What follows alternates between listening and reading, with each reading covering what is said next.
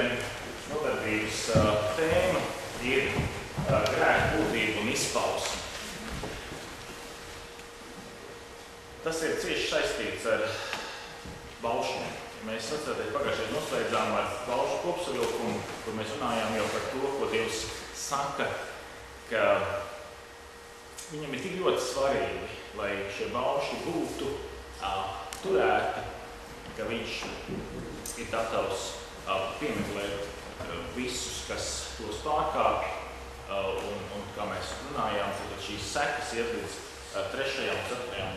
paudzei vai augumam, kā ir Bībelē sacīts, bet savukārt viņš tik ļoti grib svētīt cilvēkus, ka viņš Kristus dēļ ir gatavs cilvēkus svētīt līdz par 1000 augumam, respektīvi, ka mums ikvienam ir Kristus dēļ iespējams saņemt šo svētību un Dieva žēlastību un vadību.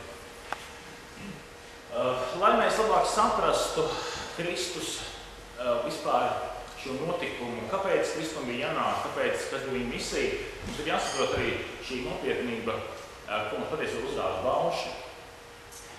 Un šajā gadījumā, kā mēs zinām, baušļi ir Dieva vārds. Un šajā gadījumā Svētais Gars caur baušļiem, kā caur savu vārdu mums runā, un viņš mums dod to, ka mēs vispār varam saprast, ka ir grēks un ka vispār mums ir vajadzība pēc šīs nožēlas. To dod atklāt mums Dieva vārds, kas ir baušļi. Un šajā gadījumā baušļu gaismā, nevēlt arī tāpēc, ka mēs runājam par baušļiem kā par skolu, ne? Baušļu gaismā mēs varam paskatīties un mēs varam priekš sevis no Dieva saņemt šo atklāsmi, ka kādi ir mūsu patiesie motīvi, bieži vien kādi ir mūsu patiesie rīcības cēloņi un kā mēs izpaužamies. Ja? Tad tas ir tas, ko baušļi mums atklāja, kā spogulis. Un tā patiesībā, kā es arī runāju par baušļiem, tā patiesībā ir ļoti svētīga lieta, ka mēs pazīstam patiesību. Ja mēs nezinātu patiesību, tad tas nozīmē to, ka tas, kas mūsos ir šis inficētais, tas, kas mūsos ir šis deformētais, viņš varētu augt, tā kā tāds audzējs. Ja audzējs nav atklāts un viņš nav apzināts, tad viņam ir iespēja augt. Ne? Un tāpēc ir tas, jo ātrāk mēs viņu atklājam, jo labāk. Un tāpēc arī mēs varam būt laimīgi par to, ka Dievs mums runā un mums to atklāja. Un tad, kad mēs šo diagnozi zinām, tad var sekot tas tālāk, ka mēs varam meklēt šo dziedinājumu, varam meklēt šo risinājumu un varam arī to atrast un saņemt. Un tur mēs arī tālāk runāsim par to, kā Dievs šo dziedinājumu mums dod. Tātad, ko nozīmē grēks? Ja mēs runājam par grēku definīciju, tad grēks savā būtībā ir sacelšanās pret Dievu un atšķirtība no viņa. Grēks nav tikai kaut kāds dusmas, ko es tur esmu kaut kā sadusmojies, vai tikai kaut kā tā ārēji kaut kāds ātrumā, karstumā pateikts ne tāds vārds. Tas ir tā būtā, es teiktu, tā ļoti vienkāršot vai platām domāt par grēku būtību. Grēka būtība ir tajā, ka mēs pēc būtības esam atrauti no tā, kas mūs ir radījis. Mēs esam atrauti no Dieva, kurš mūs jau radot ir mīlējis un vēlējies, un mēs ar viņu esam kopā draudzībā. Grēks ir kā, mēs varētu teikt, kā šī bulta, kas atšķeļ mani no Dieva, un līdz ar to man dod to, ka es vienkārši eju citu ceļu. Un šī gadījumā mēs varam arī teikt to, ka, protams, mums ejot citu ceļu, tur nāk viss pārējais. Tātad tur nāk katra šī baušļu pārkāpšana, tur nāk katra netaisnība, vai noziegums, vai nepaklausība, vai nolaidība kaut kādās mūsu attiecībās, vai pienākumu neizpildīšanā un tālāk. To, ko mēs jau runājām, un tas viss ir grēks, tātad šī baušļu pārkāpšana. Bet, ja mēs runājam par pirmgrēku, no kurienes vispār ienāca grēks šajā labajā, radītajā pasaulē, jo mēs zinām pašā sākumā, mēs arī runāsim tādās ka Dievs radīja pasauli, viņš redzēja, ka viss ir labs. Viss bija perfekts. Bet no kurienes tad ienāca tas, ka mēs šobrīd piedzīvojam, ka šī pasaule nav laba? Ienāca no tā, ka tas ienāca no sacelšanās, ka viens no šiem tiešām, es teiktu, spēcīgajiem, gudrajiem, skaistajiem un tā tālāk eņģeļiem, vārdā Lucifers, jeb tūkojumā būtu gaismas eņģelis, viņš iekāroja Dievu vietu. Viņš redzēja, kā citi eņģeļi pielūdz Dievu, un viņš teica, es gribu, lai mani pielūdz. Es gribu būt Dievu vietu. Un tas bija par pamatu pirmgrēkam, tad šī lepnība jeb augstprātība. Un tālāk, kā tālāk šis grēks ienāca cilvēcei, tad mēs tālāk redzam to jau, ka šis pats jau kritušais eņģelis, piemāna pirmos cilvēkus, pirmkārt, liekot viņiem šaubīties par to, ka Dievs ir labs un viņa griba ir laba. Un otrkārt, viņš teica, ja jūs darīsiet tomēr tā, kā Dievs tagad jums tomēr aizliedz, jūs kļūsiet kā Dievs. Respektīvi, tas pats grēks, kas viņu pazudināja, tad, kad viņš kā eņģelis sagribēja Dievu vietu, ar to pašu grēku viņš pazudināja pēc tam arī cilvēkus. Jo šī gadījumā šie pirmie cilvēki, kas pārstāv visu cilvēci jau sevi, viņi ir tie, kas arī krīt tādā pašā veidā kā Dievs. Un tas ir tādā pašā veidā, kā šis eņģelis no Dieva atkrīt. Un tālāk tas ir par iemeslu, ka Dievs un cilvēks nevar būt kopā. Tāpēc, ka šis grēks viņus nodala. Un ne tikai nodala Dievu no cilvēku, bet arī iestājās jau problēmas cilvēku attiecībās. Ar to pašu brīdi, ka cilvēki sarāva attiecības ar Dievu, tad pašā brīdī notika konflikts jau ģimenē. Tātad starp Ādamu un Dievu sākās jau šis konflikts. Jo jūs atceraties, pašā sākumā jau ir rakstīts par to, ka tad, kad Ādams jautā, tad Dievs jautā Ādamam, kur tu esi? Tad pēc tam, kad Ādams tad ir sapratis, ka Dievs ir atklājis, ka viņš vairs nav kopā ar Dievu, ka viņa attiecības sarauc ar Dievu, viņš automātiski sāk aizstāvēties. Un aizstāvoties viņš, es teiktu tā, nedzem riteņiem apakšā Ievu, sakot, Ieva man deva no šī aizliegtā koka un es ēdu. Respektīvi, jau sākās attiecībās šis konflikts situācija. Un viņš aiziet vēl tālāk. Šī konflikts situācija aiziet pat tā, ka kādam saka, sieva, ko tu man devi, Dievs, tā man deva, un es tālāk tad ņēmu un pārkāpu šo. Tad patiesībā viņš pasaka tā, Dievs, vispār, tu pats esi vainīgs pie tā, ka tu man tādu sievu devi. Un tas notiek, ja? Un tas ir šis konflikts, ka, ja mēs sakām to, ka grēks ne tikai sašķēla Ādamu ar Dievu, tad šos divas attiecības, bet arī jau ģimenē, šī kopībā ienāk šī sašķeltība.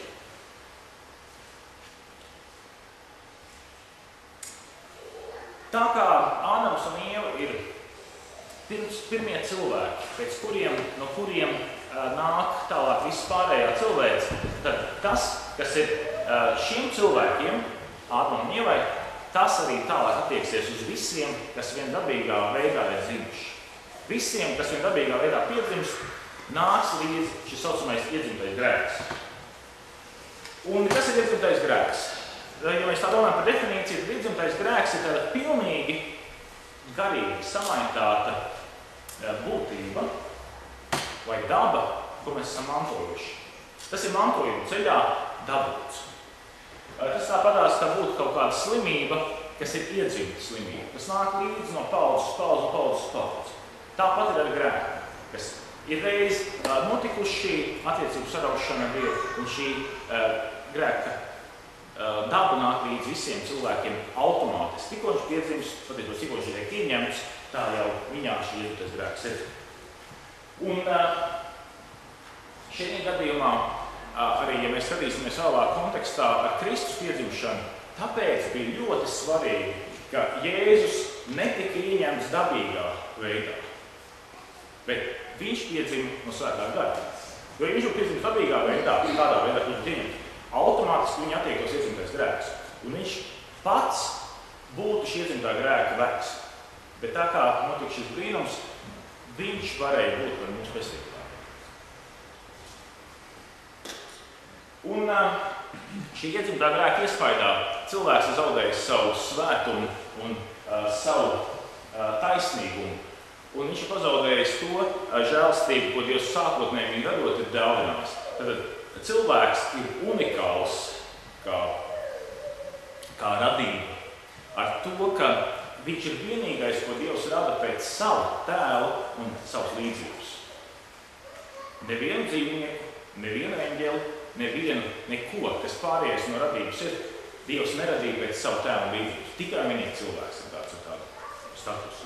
Bet ar iedzimto, ar šo grēka dabu, ar šo grēka krišanu, viņš pazaudē šo Dievu līdzību. Viņš vairs nav svēts, viņš vairs nav perfekts, viņš vairs nav tāds ir Dievs.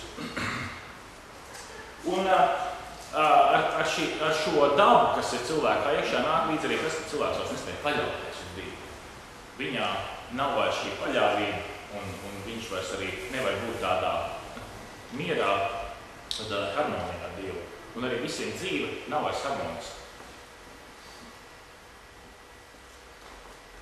Pat runā par to, ka cilvēks ir garīgi miris. Un šajā gadījumā garīgi miris cilvēks nevar būt, biologa nevar būt attiecībās ar Dievu. Viņš var izvēlēties un darīt kaut kādas, es teiktu, tādas šai dzīvei lietas. Viņš var izvēlēties vai dzīvot šī pilsētā vai tādā pilsētā, viņš izvēlēties strādāt tādu darbu vai tādu darbu. Viņam ir, protams, izvēles tiesības, bet tas, kas saistās ar attiecībām ar Dievu, ar mūžīgo dzīvību, cilvēks ir garīgi miris, un viņš to nevar izvēlēties. Viņš negrib to nemaz. Viņam tas nav svarīgi. Un tas ir iemesls arī, kāpēc ļoti maz cilvēki arī ar Dievu ir kopā. Tāpēc, ka tas nav dabīgi. Cilvēka daba dabīgi nenāk uz dievkalpojumu. Cilvēku daba dabīgi tur distanci no Dieva. Tas ir cilvēkam dabīgi, tas ir šī grēka dabas izpausme. Un tas ir tas, ka vienīgais, kas sāk pārmaiņas mūsos radīt, ir Dieva paša darbs, svētais gars, jo mums sāk radīt pārmaiņas, un mums sāk rasties gan vajadzība, gan arī tālāk to šī ticība uz Dievu. Un runājot par šo iedzimto grēku, arī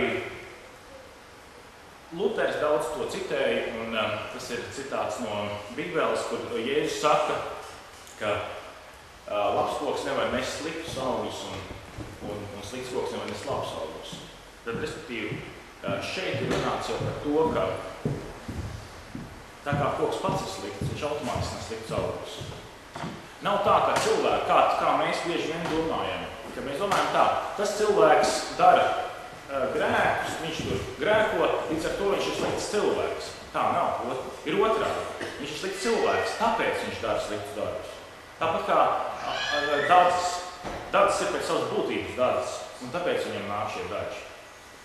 Tas ir tas. Un tāpēc nav tik daudz runa par to, kurš ir vairāk grēkojis vai kurš ir mazāk grēkojis. Jautājums par to, vai tevī, kas tevī valda, vai tevī valda joprojām šis iedzimtais grēks, vai tevī valda jaunā daba, ko mēs runāsim brīdiem tālāk. Un kas tad ir šie augļi? Kas tad ir šie augļi? Tad, ja mēs tikko runājam par saknēm, no kā viss varojās, tad tie augļi tad attiecīgi ir tas, ka mēs pārkāpjam šos Dieva baušļus gan domās, gan vārdos, gan ar nolaidību. Tad tas ir tas, ko mēs arī iesākot dievkalpojumā, katru reizi mēs arī lūdzam šo grēksūdzes lūgšanu, sakot, mēs sakām, es nav grēcinieks. Tas nozīmē, ka es apliecinu to, ka ka manī ir šī grēka daba. Es nav grēciniegs. Un tad mēs turpinām Dievu sūdzu un atzīst savus daudzkārtīgos grēkus, ko es esmu aprēkojies domās, vārdos un darbos. Tas tālāk jau seko par to, ka mēs pieminām, kā šī mūsu daba ir izpaudusies domās, vārdos un darbos. Un šī gadījumā tātad grēka darbi vai grēka augļi ir tie, ka mēs pārkāpam šos Dieva likumus, kas ir labi, kas ir dot mums mīlot, bet mēs viņus pārkāpam. Un, protams, mēs varētu arī vēl grupēt un sagrupēt grēkus dažādi pēc tādiem, kā mēs teikt, grupās, ka, piemēram, ir apzināti grēki. Tad ir grēki, kurus mēs zinām, ka tie ir grēki. Vai ne? Ir cilvēki, kas saka, es aiztur atkal pīpēju, vai man tur tas, un tie ir tādi grēki, kas ir skaidri, ko cilvēks apzinās kā grēki. Bet tai pašā laikā ir arī grēki, kas ir neapzināti. Cilvēks varbūt pat līdz šim brīdim nav iedomājies, ka tas, ka viņš piemēram, svētdien ignorē Dieva vārdu, ka tas ir grēks. To cilvēks pat neiedomājās. Viņš neiedomājās tādas lietas, ka piemēram, aborts ir grēks. Piemēram, to arī neiedomājās. Tā ir slepkavība. To cilvēks pat neiedomājās. Un tā tālāk. Ir tad tie, ko mēs apzināmies, ir tie, ko neapzināmies. Ir arī tādi, kas ir tīši darīti grēki, kātad speciāli mēs tīši kādu ievainojam, kādu sāpinām, un ir arī tādi, ko mēs savā vājībā esam vienkārši paslīdējuši un tādā veidā grēks noticis.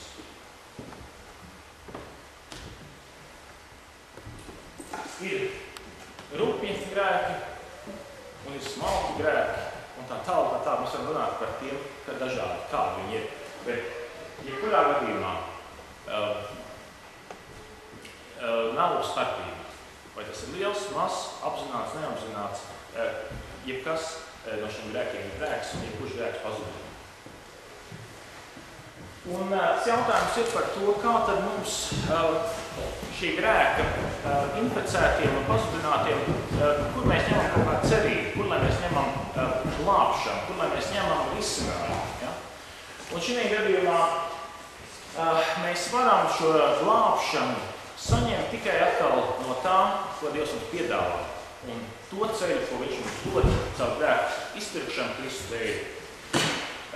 Tagad es vēlētos ar jums kopā mazliet izsakot vienai tādai notikumu virknei.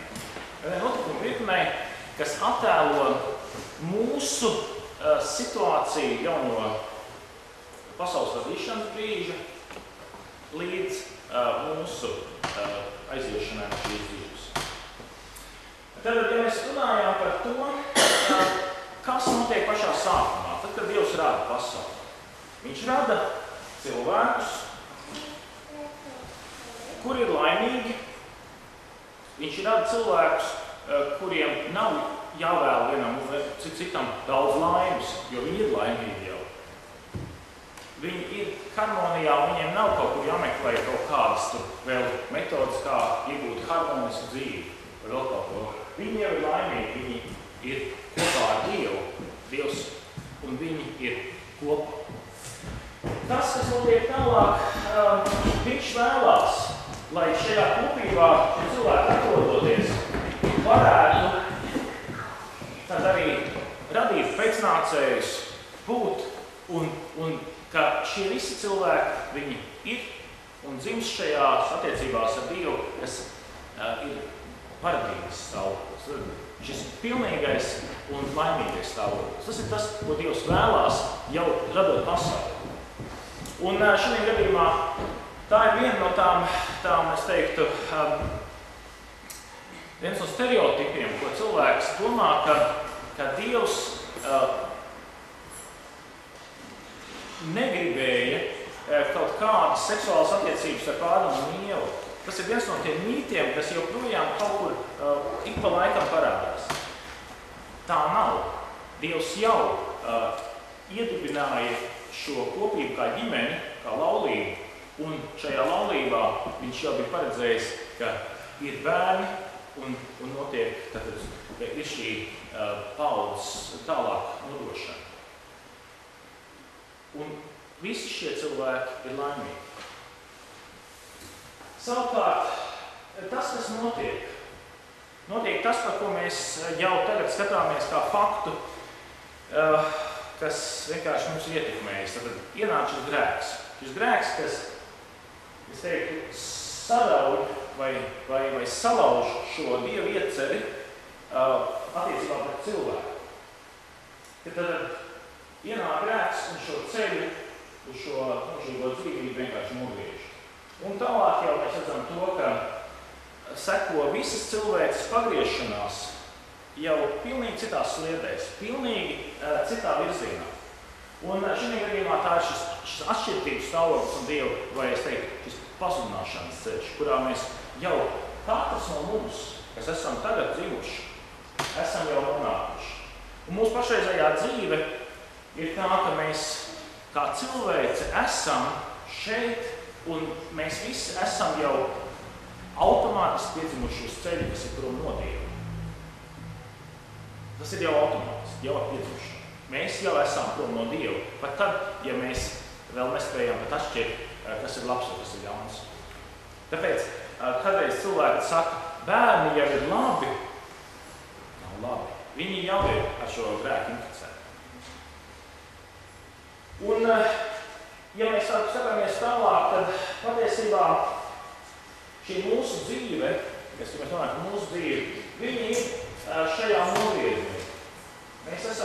Mēs esam līdz šim nogriezumam. Tad mūsu dzīve var būt vai nu 50 gadus, 80, 100 gadus, varbūt 30 gadus, varbūt 2 gadus, varbūt dažus mēnešus. Bet jebkurā gadījumā šī laicīgā dzīve, viņa ir ar sākumu un viņa ir ar noslēgumu. Un tāpēc tas ir ļoti svarīgais, ka pirms notiek šī mūsu dzīves izbeigšanās, kad notiek tas, ka mēs varam saņemt Dieva žēlastību. Jo, ja izbeigās mūsu dzīve, tad automātiski šī ceļa galā ir grēka auga.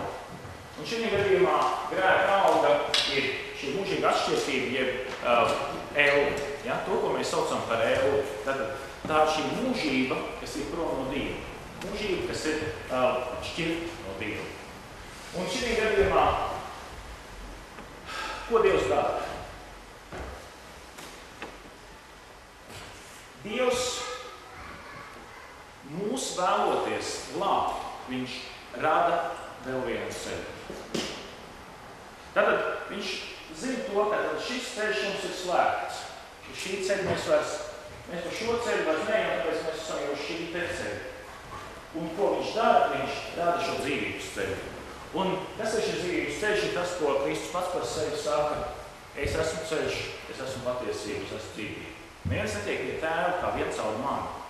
Un tas ir tas, ko mēs varam teikt. Kristus ir šis ceļš, kurā mēs atkal varam atgriezties atpakaļ tajā stāvoklī, ko Dievs bija iecerējis pašā sākumā.